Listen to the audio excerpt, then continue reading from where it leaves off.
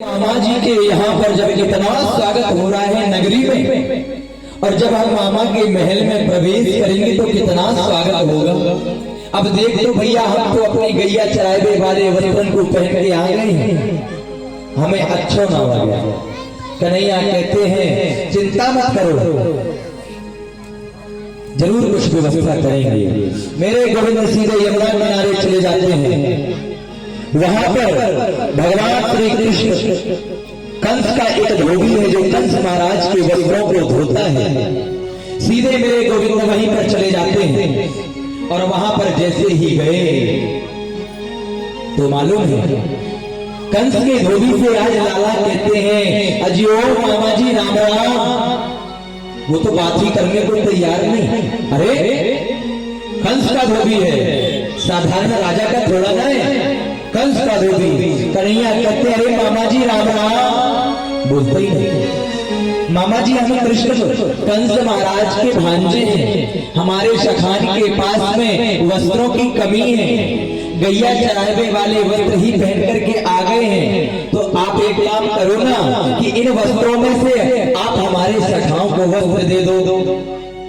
मामा जी से मिलकर के हम वापस आपको दे देंगे।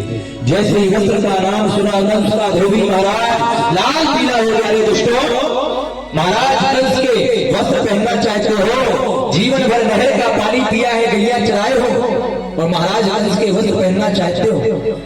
कन्हैया कहते हैं मामा जी आप तो बड़े बड़े गुस्सा कर रहे हो, हम तो प्रेम से कहते हैं। कंस का धोबी डंडा लेकर मारने के लिए दौड़ा। अरे दुष्टों भगाओ यहाँ से। नहीं, जो कार्य अभी हमारे महाराज कंस करेंगे वो कार्य मैं अभी कर दूंगा। बस घंटे 2 घंटे के मेहमान हो, मालूम है। कन्हैया के हाथ की उंगली पकड़ करके एक नन्हा सा सखा चल रहा था मधुमंगल। मधुमंगल कहता है भैया ये तो मारने के लिए दौड़ रहा है। कन्हैया इसे भी तो अपना पूतना वाला हाथ दिखा दे, हो इसे देखी जाएगी भैया।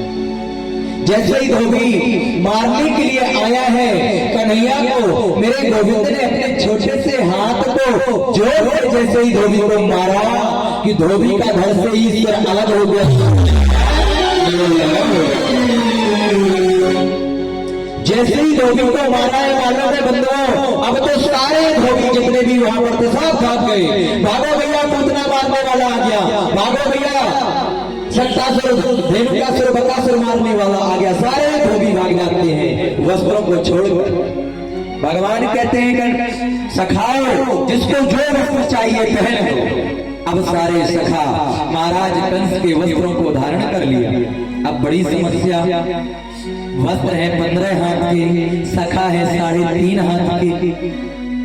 अब पहन तो लिया, अब जैसे ही सड़क पर चलते हैं तो बिना झाड़ू के सड़क साफ होने लगी। अब सखा कहते हैं अरे कन्हैया ये वस्त्र तो हमें मगेनू से लगे भैया, तो क्या करें? बोले हमें अच्छो ना लगे। बोले चलो व्यवस्था करेंगे। तो एक दर्जी जो है मेरे गोविंद को खिड़की से बुलाया और सारे सखाओं के वस्त्रों को अनुकूल कर दिया। मेरे गोविंद ने खूब आशीर्वाद दिया। अब वस्त्र भी हो गए, अनुकूल भी हो गए, अब कमी रह गई केवल चंदन की। तो बंधुओं, मेरे गोविंद ने जो है ना, अब सबसे पहले दूसरी बात है माला चाहिए, क्योंकि ब्रजवासी जो होते हैं ना बढ़िया फर्स्ट क्लास बगलबंदी कुर्ता उर्ता बड़े शौकीन होते हैं पहनने की।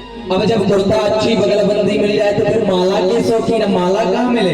भगवान कहते चिंता मत करो। तो जैसे ही हम चले कि तथा सुदामनो भवनम माला मेरे गोविंद को एक सुदामा नाम के माली ने बुलाया और सारे सखाओं को माला पहनाई, दाऊ भैया को माला पहनाई और कन्हैया को माला पहनाई। खूब आशीर्वाद देकर के अब कमी रह गई थापक थुआ चंदन की। तो आगे से राजमार्ग में जैसे चल रहे थे ना, तो एक त्रिविक्रा आ रही थी जिसके हाथ में कटोरा था चंदन का, चारों तरफ महक रहा था। वो नारी 3 जगह से टेढ़ी थी। जीवन में आज तक कभी किसी उस नारी से किसी ने बात नहीं किया, कभी ने उसका कोई परिचय नहीं पूछा। जैसे ही वो स्त्री मेरे गोविंद के पास में आई, मेरे गोविंद ने कहा, अरे ओ सुंदरी जी, आज तक उस नारी से कोई बात करना पसंद नहीं किया, क्यों मालूम है? क्योंकि काला चेहरा है, देखने में सुंदर नहीं है। और आजकल के लोग जो है चमड़ी के सौंदर्य को देखते हैं, वो बेचारी पवित्रा है, सुंदर नहीं है, लेकिन मन में भाव बड़े सुंदर है। जैसे ही मेरे गोविंद के पास से निकली, मेरे कन्हैया उसके सामने खड़े होकर के कहते हैं, अरे ओ सुंदरी जी, जैसे ही त्रिविक्रा ने सुना, आज जीवन का पहला मौका है कि कोई उससे बात करना चाह रहा है। आप कहां जा रही हो? ये आपके हाथ में ये कटोरा किस चीज का है? आपका परिचय क्या है? वो सुंदरी कहती है, वो देवी कहती है, मैं अपना परिचय क्या दूं गोपाल आपको? कि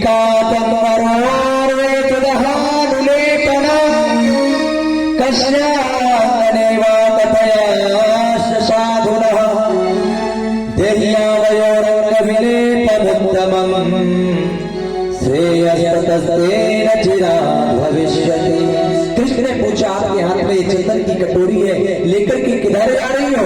आपको अच्छा लगे तो अपना परिचय बताओ, और अत्यंत अच्छा लगे तो आप हम सबको चंदन लगा दो। उसके मन में तो मानो रसगुल्ले फूटने लगे। अपनी साड़ी के पल्लू को थोड़ा सा हटा करके गोविंद को देखा और गदगद हो गई। हृदय में आनंद रूपी हिलोरा उठने लगी। कन्हैया से बोली, आपने मेरा परिचय पूछा है? बोले हाँ हाँ हाँ, आपका मैंने परिचय पूछा गोपाल।